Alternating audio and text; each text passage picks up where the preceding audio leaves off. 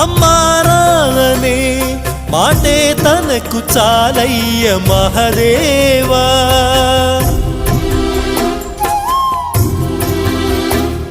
తానే నేస్తమై తోడై పెంచిన తల్లి కొడుకునోసారి కలిపేవా. చనుబాల తీపి తెలిసుంటే ఈశా కనుగొందువేమో ఈ పేగు భాష. చెప్పమ్మ నువ్వు పార్వతీ, అమ్మంటే ఓ భారతి. ఏ నోమునో చిందో ఏ పూజ చేసిందో పరమేశ నీ వరము పొంది మురిసింది ఈ కన్న తల్లి.